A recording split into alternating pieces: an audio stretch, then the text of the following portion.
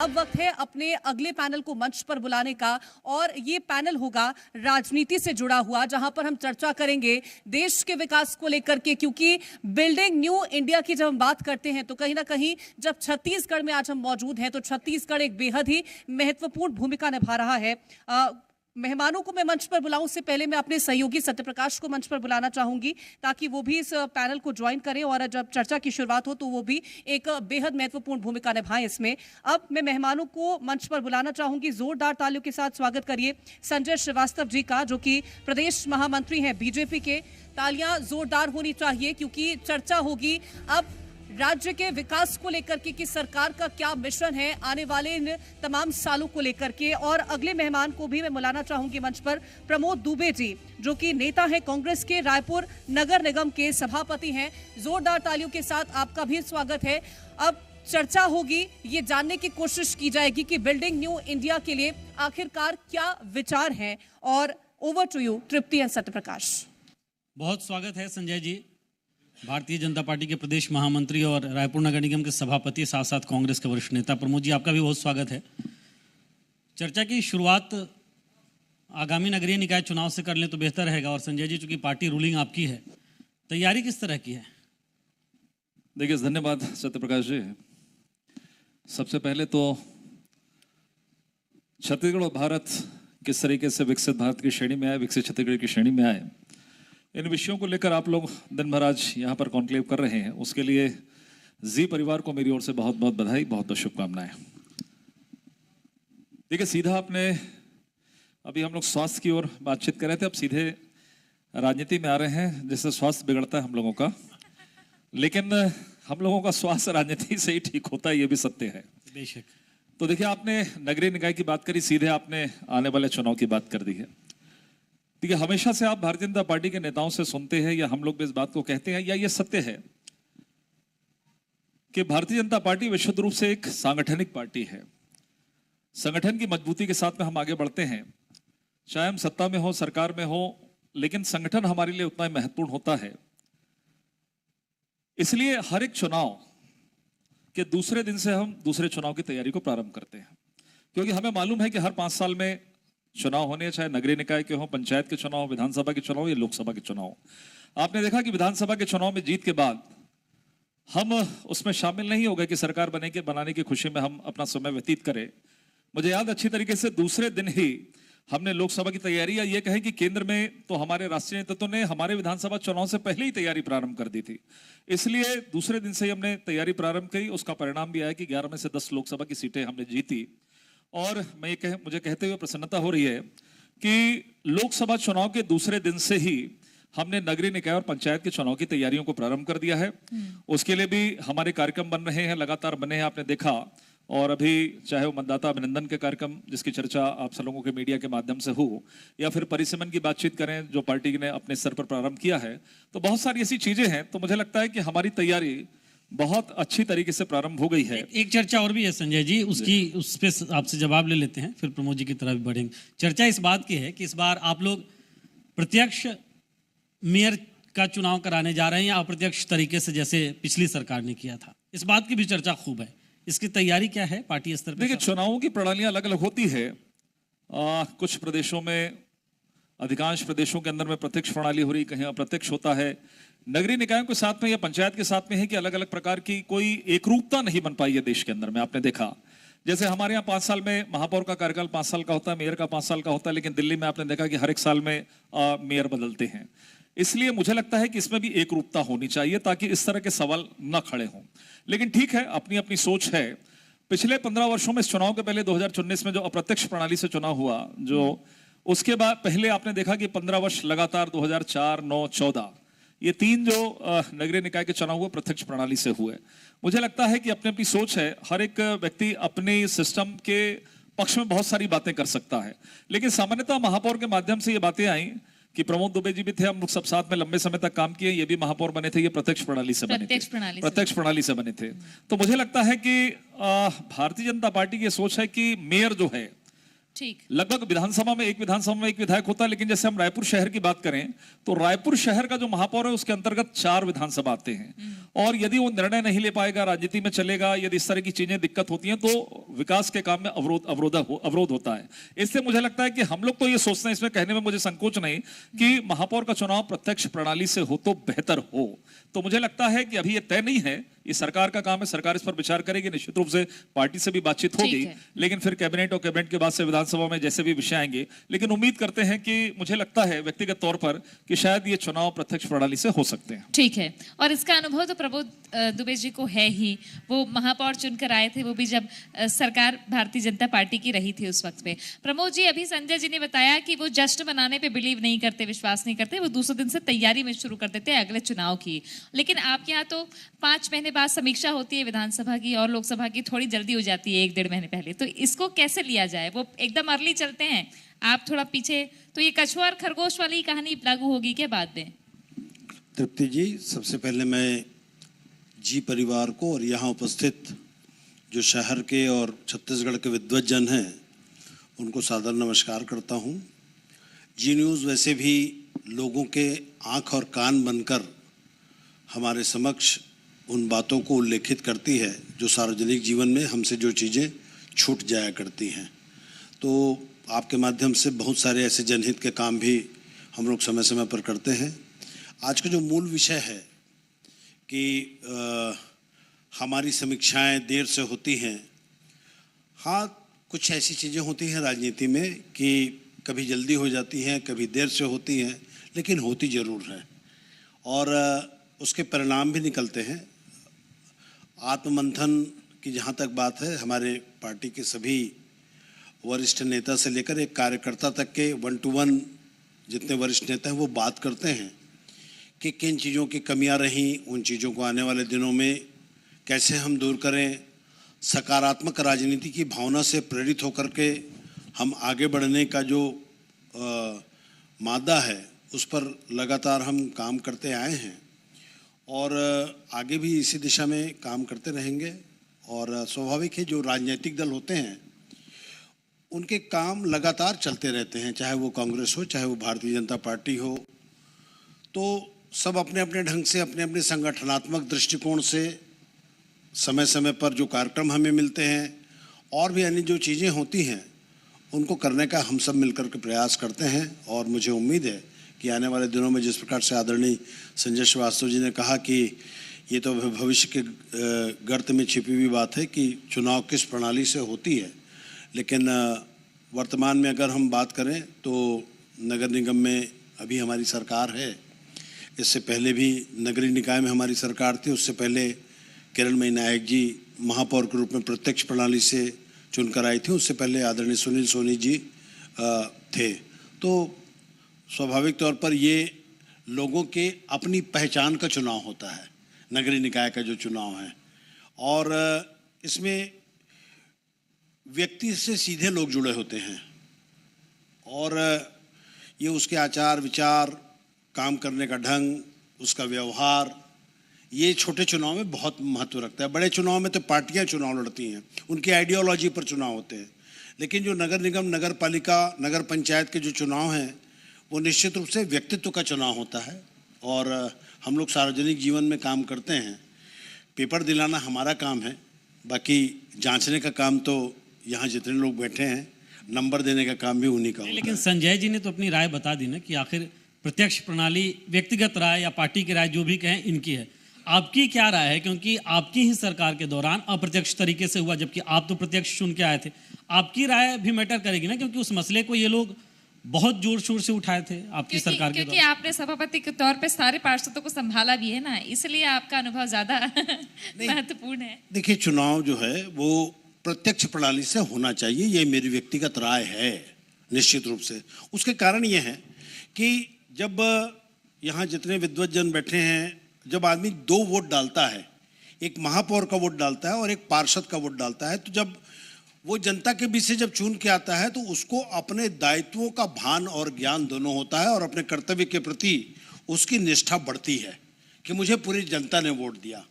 और एक वार्ड के पार्षद से चुनाव जीतने के बाद, हालांकि त्रिस्तरीय शासन प्रणाली में हमारे जो सिस्टम है तो सांसद प्रधानमंत्री चुनते हैं, विधायक मुख्यमंत्री चुनते हैं, तो पार्षद जो है वो महापौर चुन सकता है। लेकिन नगरीय व्यवस्था में अगर मैं व्यक्तिगत मेरी राय कहें तो प्रत्यक्ष प्रणाली से चुनाव होने से बहुत सारी चीजें ऐसी होती है कि दायित्वों का निर्वहन व्यापक पैमाने पर होता है। ठीक है। और चूंकि बात हुई बिल्डिंग न्यू इंडिया में छत्तीसगढ़ चैप्टर की, हम बात कर रहे हैं यहाँ पर, तो चुनाव से जुड़ता है वो विकास काम। जब चुनाव शुरू होते हैं फिर नगरीय निकायों में कैसे विकास हो, इस बात को लेकर।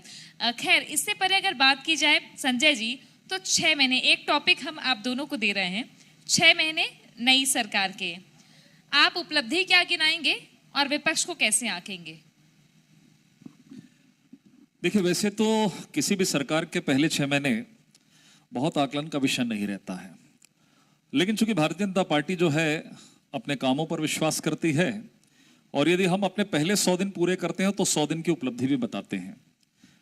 सबको जानकारी है, आप सबको भी जानकारी है कि 6 महीने के अंदर में लगभग 3 महीने आचार संहिता का समय रहा।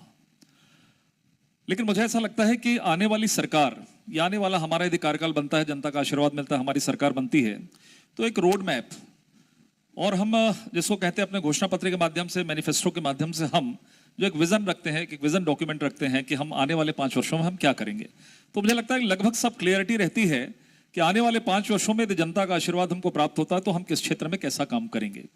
तो मुझे लगता है ये एक पहली ऐसी सरकार होगी। काम तो सभी सरकारों में हुए होंगे, इस प्रदेश के अंदर में लगभग 5 चुनाव हुए हैं, 5 चुनाव हुए। 4 चुनावों में छत्तीसगढ़ की जनता ने हमको आशीर्वाद दिया है। एक चुनाव में केवल घोषणा पत्र के आधार पर सरकार कांग्रेस की बन गई थी, उसका हश्र क्या हुआ सब जनता ने देखा। केवल घोषणा पत्र? हाँ, घोषणा पत्र के आधार पर। उसको यदि आप समय देंगे तो मैं बता भी दूंगा कि किस तरीके से बोल लीजिए फिर, किस तरीके से सभी वर्गों को उन्होंने कहा। देखिए, आपको मैं उसी पे आ जाता हूं, फिर बताता हूं डेवलपमेंट के बारे में जो हमारी सोच है। देखिए, ऐसा है 2000 में छत्तीसगढ़ का निर्माण यदि होता है तो माननीय अटल बिहारी वाजपेयी जी देश के प्रधानमंत्री थे।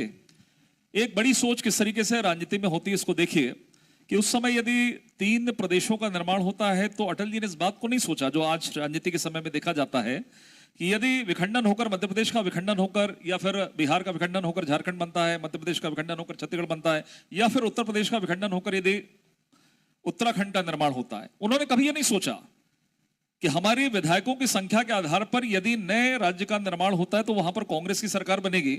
इस बात की बगैर परवाह किए उन्होंने इस बात की आवश्यकता को देखा कि एक लंबे समय से मांग छत्तीसगढ़ की है, उन्होंने छत्तीसगढ़ एक सौगात के रूप में छत्तीसगढ़ के लोगों को दिया, और यहां पर अजीत जोगी जी की सरकार बनी।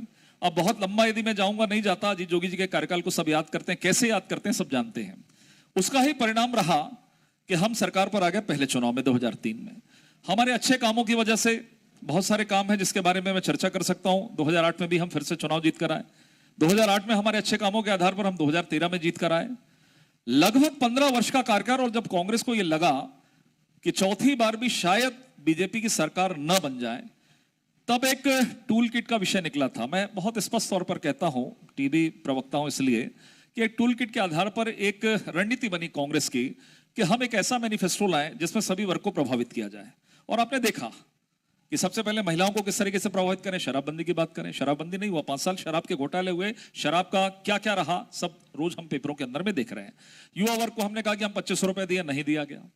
किसानों के साथ में कहा, कुछ अंश तक इन्होंने दिया 2500 रुपए बोनस, लेकिन वही 1-1.5 साल लग रहा है उनको किश्तों को देने में।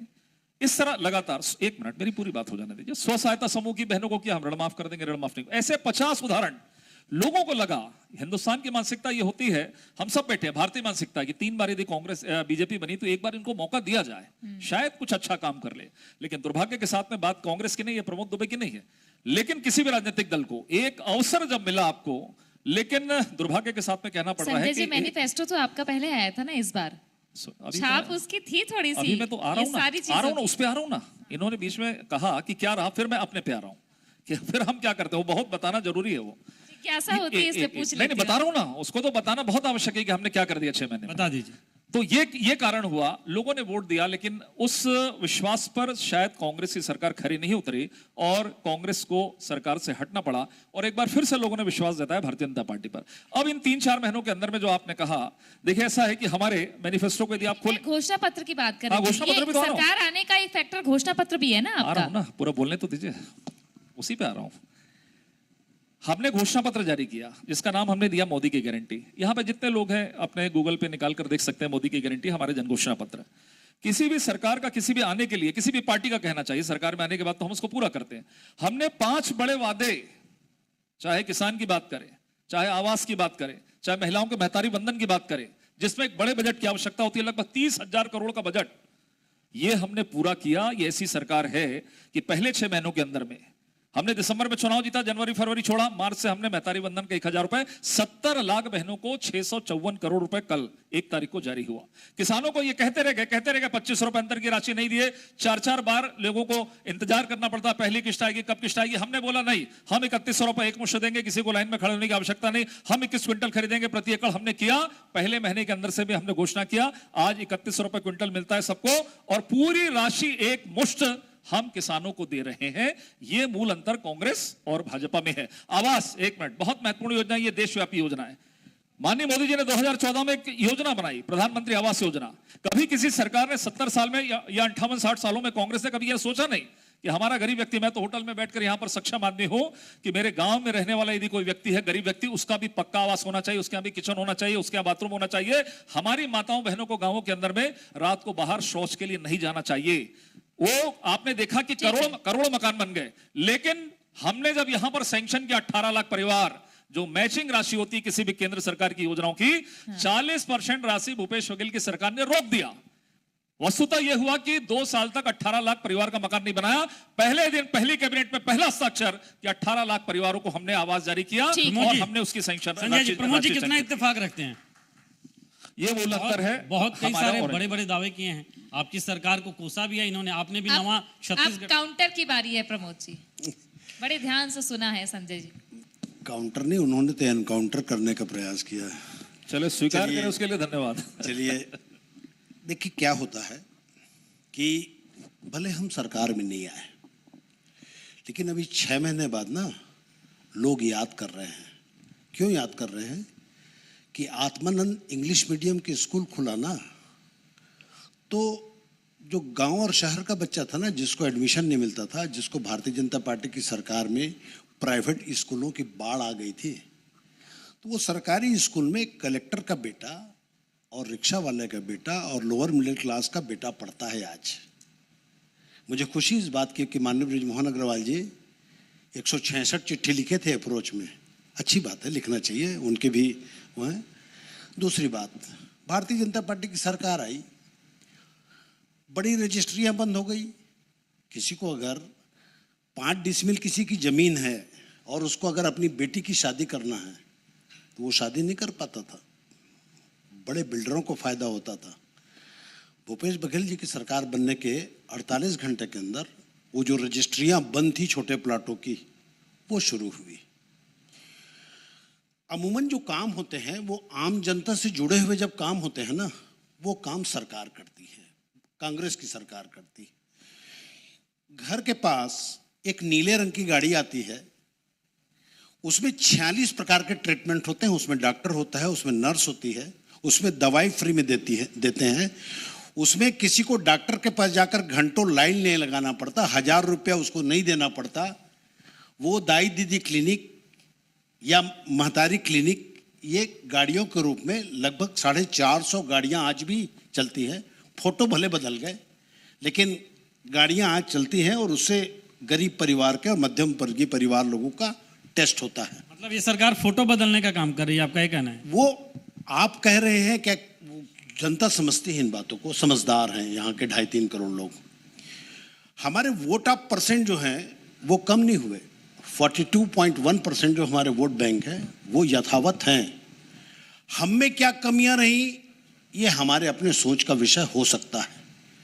लेकिन आदरणीय संजय श्रीवास्तव जी कह रहे थे कि 70 साल में किसी को सोचने का वक्त नहीं मिला, तो मैं आपके माध्यम से याद दिलाना चाहता हूं कि इंदिरा आवास कब से सुन रहे होंगे यहाँ जितने लोग बैठे होंगे, चाहे वो डॉक्टर साहब हो चाहे गांव के हो। उस समय से आवास की योजना चल रही है। और अकेले में रायपुर की बात करूं तो मनमोहन सिंह जी की सरकार ने 1400 करोड़ रुपया अकेले रायपुर को बीएसयूपी का जो मकान जो शहर के चारों तरफ बना हुआ है उनको बना करके देने का काम किया।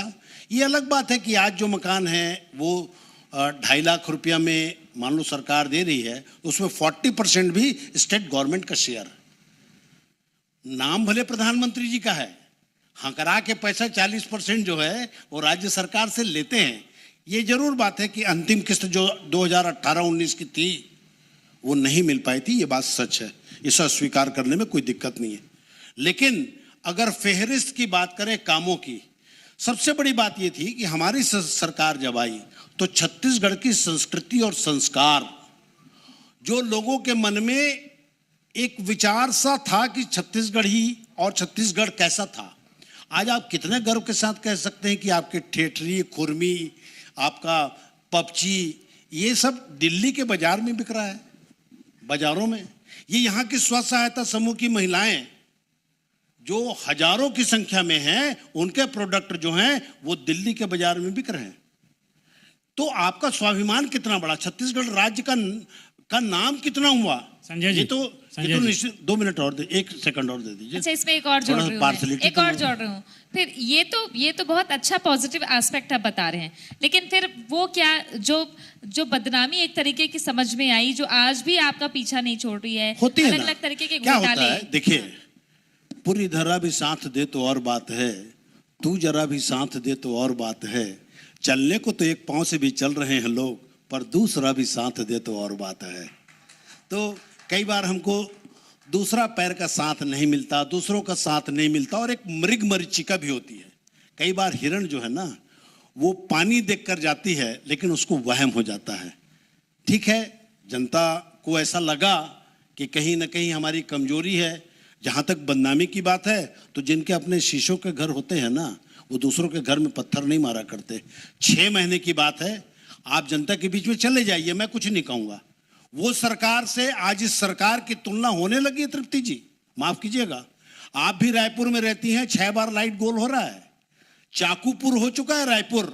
अगर कहीं आप ईमानदारी की बात करें तो चाकूपुर हो गया है। शैलेंद्र नगर जैसे पौज इलाके में घर में घुस के बेसबॉल से अगर आज लोग मारपीट कर रहे हैं तो कहीं ना कहीं ये सोचने को मजबूर होती है कि ये सरकार क्या काम कर रही है। ये आत्ममंथन का विषय जवाब ले लेते हैं। शीशे के घर हैं आप, जी हाँ, जी चाह रहे हैं फिर भी जी, ये तो शीशे का घर ऐसा है कि सरकार हमारी ये भी ध्यान रखे कि शीशे का घर इनका भी है। और सबसे बड़ी बात क्या है कि इन्होंने स्वयं स्वीकार किया, इसके लिए मैं धन्यवाद देता हूँ। मृग मरीचिका की एक बात इन्होंने की, मृग मरीचिका की, शायद यही मृग मरीचिका पहले 2-3 सालों में भूपेश बघेल की सरकार के साथ में था। और एक वातावरण ऐसा बनाएगा, भूपेश है तो भरोसा है, और भरोसा ऐसा टूटा कि अब संभल नहीं पा रहा है। मैं आ रहा हूं, दवा की बात कर रहे थे, वो एक गाड़ी चला रहे हैं दवा की, जो बोल रहे थे उसमें दवा नहीं मिलती है, जरा पता लगाइएगा आप। अभी कल के हरिभूमि को उठाइए, करोड़ों रुपए की इनकी खरीदी एक्सपायरी हो गई, करोड़ों रुपए की। कल की बात कर रहा हूं, परसों की बात नहीं कर रहा हूं। कल 1 मिनट कंप्लीट हो जाए, क्या हो गया, 2 मिनट। इंदिरा आवास, बिल्कुल इंदिरा आवास मैं भी जानता हूं, इंदिरा आवास बचपन से मैंने देखते रहा, वही एक छोटा सा, अभी भी कुछ उसके अवशेष बचे हुए हैं। इंदिरा आवास चले जाइए जरा, आपकी सोच क्या थी कि एक कमरा दे दें, एक परिवार के लिए एक कमरा, ना शौचालय ना किचन ना कुछ, उसका बेटा कहां सोएगा, मां कहां सोएगी, क्या रहेगा, कुछ नहीं। तो देखिए उसका हमने अपग्रेड किया। चलिए आपने इंदिरा आवास बनाया, लेकिन हमने अपग्रेड बनाया, आपने इंदिरा नाम रखा, हमने पीएम आवास रखा। ये मूल अंतर कांग्रेस और भाजपा में है, हमने मोदी आवास नहीं रखा। लेकिन ठीक है संजय जी, एक लास्ट, अब मेरे ख्याल से हिसाब किताब बराबर हो गया, अभी और बचा है। अच्छा हो गया, चलिए हाँ, अब मुझे लगता है पुराना हिसाब किताब बराबर हो चुका है। अब थोड़ी आगे की बात करते हैं। आगे की बात ऐसी कि प्रमोद जी, अब विपक्ष के तौर पर कांग्रेस पार्टी कैसे उभरेगी, क्योंकि जब गुमनाम चिट्ठी की भी बात हो रही है और कई जगहों पे हम जनता समझना चाहती है, आपने कहा याद कर रही है जनता, लेकिन जनता वो भी याद करना चाहती है कि 15 साल में अगर विपक्ष के तौर पर कांग्रेस पार्टी को हमने मजबूत विपक्ष के तौर पर देखा, अब कैसे एकजुट हो रहे हैं आप लोग सबके सब? वक्त और समय ऐसी बात होती है कि सबको एक कर देती है। और जहाँ तक संजय जी जिस बात को इतने गुमान से कह रहे हैं, शास्त्र में लिखा है कि मनुज बल नहीं होत है, समय होत बलवान, और भीलन लूटी गोपियां वही अर्जुन वही बाण। तो समय का इंतजार कीजिए, अच्छा लगेगा। और मैं ये समझता हूँ तृप्ति जी, ये रायपुर शहर के तमाम बुद्धिजीवी बैठे हैं। 6 महीना पहले चुनाव के जहां भी विपक्ष की सरकार होती है वहां भारतीय जनता पार्टी चुनाव कहाँ लड़ती है? वहां तो ईडी चुनाव लड़ती है, हो गई एंट्री, आईटी संजय जी, चुनाव लड़ती है, एंट्री हो गई ईडी की, सीबीआई चुनाव लड़ती है। यहाँ तो रायपुर शहर और छत्तीसगढ़ के 5 ठेलों में सीबीआई के लोग घूमते थे, ईडी के लोग घूमते थे। हमको इस प्रकार से बदनाम करने की कोशिश की गई कि गरियाबंद में अगर किसी को एक थप्पड़ पड़ा तो रायपुर तक के तो उसकी हत्या हो जाती थी। ये छल कपट हमने राजनीति में नहीं सीखा और नहीं आया और नहीं आ पाएगा। इसका परिणाम कहीं ना कहीं आपको किसी न किसी स्तर पर एक छोटे से समय काल पर भोगना पड़ता है हर आदमी को। कई बार आपने देखा होगा ना, जब झूठों की सरकार चलती है तो सच का जो सामना करता है ना, उसको कहीं ना कहीं पश्चाताप होता है और उसको ये खामियाजा भोगना पड़ता है। घर में भी अगर आप देखिएगा कि अगर 4 बच्चे हैं किसी के और 3 जन काम नहीं करते, 1 जन अगर काम करता है तो पूरे काम उसी को ही बताया जाता है और 3 मस्त रहते हैं जो घर के पिताजी को बदनाम करने में तुले होते हैं। लेकिन हमने काम किया। हम अभी भी बता रहे हैं कि 6 माह के शासन काल में, बस 2 मिनट में, हाँ। आप तो पक्षपात कर रही हैं सरेआम। संजय जी को इतना समय दे रही हैं, 100:1 कर दे रही हैं आप। नहीं प्रमोद जी, ऐसा बिल्कुल भी नहीं है। और रही बात हमारे मेहनत करने की, हमारी अपनी कमजोरियों की, निश्चित रूप से हम में कोई कमियां थी, इस बात को हम अस्वीकार थोड़ी कर रहे हैं। हम पहली बात में हमने कहा कि हम में कुछ कमियां थी, लेकिन इतनी कमियां नहीं थी कि ईडी और सीबीआई की बदौलत या आईटी की बदौलत हम चुनाव लड़ें। हमारे पूरे अकाउंट फ्रीज कर दिए जाएं, ठीक है, हमारे पूरे अकाउंट फ्रीज कर दिए जाएं। हाँ। हमको किसी प्रकार का कोई इलेक्टोरल बॉन्ड में, अब बाकी की सब चीजें आप जानते हैं, लेकिन बस अंतिम बात, हाँ। जो हम चुनाव लड़ रहे थे, ये चुनाव, ये कारगिल का युद्ध था। हम ऊपर से हमारे ऊपर लगातार फायरिंग हो रही थी, हम नीचे से लड़ रहे थे। भले जनता ने विपक्ष की भूमिका दी है, देखना है आगे आने वाले समय में कैसा होता है। बाकी आप दोनों बड़े ही शानदार वक्ता हैं और आज हिसाब किताब बराबर हो चुका है। और हमारे बीच में पहुंच चुके हैं छत्तीसगढ़ प्रदेश के उप मुख्यमंत्री अरुण साव जी। तहे दिल से स्वागत है उनका, जोरदार तालियों से स्वागत करिए।